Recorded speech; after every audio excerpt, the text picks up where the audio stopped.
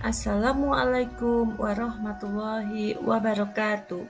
Salam guru penggerak, tergerak, bergerak, menggerakkan. Perkenalkan, saya Anita Nurhidayati, calon guru penggerak Angkatan 7 dari Kabupaten Klaten. Pada kesempatan kali ini, saya akan memaparkan jurnal refleksi dwi mingguan modul 1.4 Budaya Positif. Pada refleksi kali ini, saya menggunakan refleksi model Sick Thinking Hats teknik 6 topi. Model Sick Thinking Hats diperkenalkan oleh Edward de Bono pada tahun 1985. Model ini melatih kita untuk melihat satu topik dari berbagai sudut pandang yang disimbolkan dengan 6 warna topi. Setiap topi mewakili cara berpikir yang berbeda. Topi putih, tuliskan informasi sebanyak-banyaknya tentang pengalaman terkait atau tentang fakta. Kemudian topi merah, gambarkan perasaan Anda terkait dengan topik yang sedang dibahas. Ketiga, topi kuning, tuliskan hal-hal positif yang terkait dengan topik tersebut. Yang keempat, topi hitam, tuliskan kendala, hambatan, atau resiko dari tindakan atau peristiwa yang sedang dibahas. Yang kelima adalah topi hijau, jabarkan ide-ide yang muncul setelah mengalami peristiwa tersebut. Yang keenam adalah topi biru, tarik kesimpulan dan bandingkan dengan tujuan yang telah ditetapkan sebelumnya. Untuk topi pertama yaitu warna putih, yaitu informasi terkait pengalaman. Tanggal 6-7 Desember 2022, kegiatan kami adalah mulai dari diri dan eksplorasi konsep.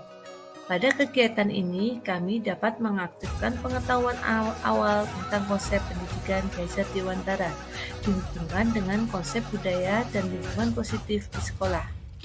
Kemudian, pada tanggal 8-9 Desember tahun 2022, kegiatan kami yaitu eksplorasi konsep forum diskusi. Pada kegiatan ini, kami berdiskusi dan mengenal perubahan paradigma, konsep disiplin positif dan motivasi, keyakinan kelas, pemenuhan kebutuhan dasar, 5 posisi kontrol, dan segitiga restitusi. Pada tanggal 12-13 Desember 2022, kegiatan kami yaitu ruang kolaborasi. Kegiatan ini dilaksanakan bersama fasilitator dan CKP lainnya untuk menganalisis sebuah kasus indisipliner siswa. Analisis kami berdasarkan konsep dasar budaya positif. Topi putih selanjutnya yaitu informasi terkait pengalaman. Tanggal 11-14 Desember tahun 2022, demonstrasi kontekstual. Pada kegiatan ini, kami melakukan praktik penerapan segitiga restitusi untuk menyelesaikan kasus indisipliner siswa di sekolah. Kemudian pada tanggal 16-19 Desember 2022, kegiatan kami adalah elaborasi pemahaman dan koneksi antar materi. Pada kegiatan elaborasi pemahaman bersama instruktur menguatkan pengetahuan kami mengenai konsep budaya positif. Pada koneksi antar materi, kami dapat mengaitkan pemahaman mulai dari model 1.1, 1.2, 1.3, dan 1.4. Kemudian pada tanggal 20-23 Desember 2022, kami melakukan aksi nyata dan post-test modul 1. Aksi nyata kami laksanakan dengan menyebarkan pemahaman dan pengalaman kepada rekan-rekan sejawat terkait penerapan budaya positif di sekolah. Selanjutnya, sebagai evaluasi pemahaman modul, kami melakukan post-test.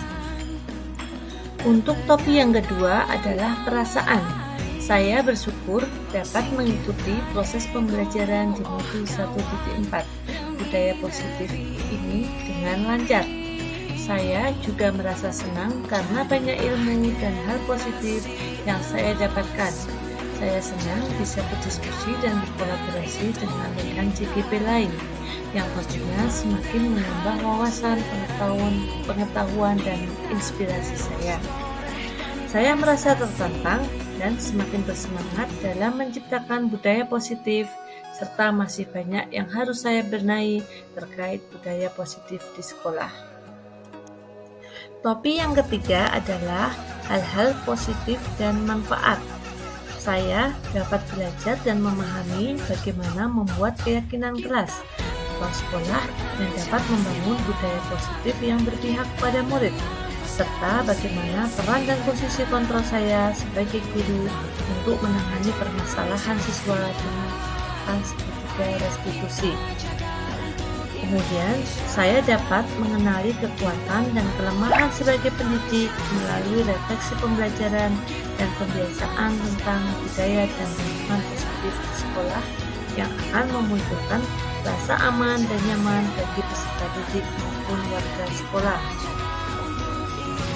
Untuk topik yang keempat adalah topik hitam, yaitu mengenai kendala dan hambatan. Kendala yang saya hadapi selama pembelajaran modul 1.4 terkait penerapan disiplin positif di sekolah, saya memerlukan waktu yang lebih untuk melakukan kolaborasi dari setiap warga sekolah untuk menerapkannya, untuk dapat menanamkan dan menumbuhkan kesadaran budaya positif membutuhkan waktu dan usaha yang berkelanjutan secara konsisten. Untuk topik yang kelima adalah topik warna hijau, yaitu tentang jabarkan ide. Setelah pembelajaran modul 1.4, saya mempunyai beberapa prakarsa sebagai berikut.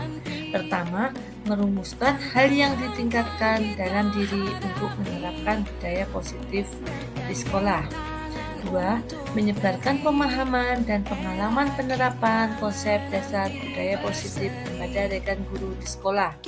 Yang ketiga, berkolaborasi dengan kepala sekolah, guru, dan siswa untuk dapat membuat keyakinan kelas atau sekolah sebagai acuan pelaksanaan disiplin positif.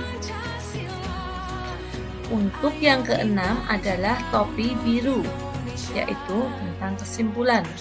Refleksi diri akan membuat seorang pendidik mampu mengukur kekuatan dan kelemahannya. Kekuatan ini akan menuntun murid dan seluruh warga sekolah untuk membangun budaya dan lingkungan positif. Hal baik dan budaya positif akan semakin mudah terwujud jika terjalin kolaborasi dan sinergitas yang solid dari berbagai macam aset kekuatan yang ada di sekolah. Demikian tadi pemaparan dari saya, tugas jurnal refleksi mingguan modul 1.4 budaya positif. Guru bergerak Indonesia maju.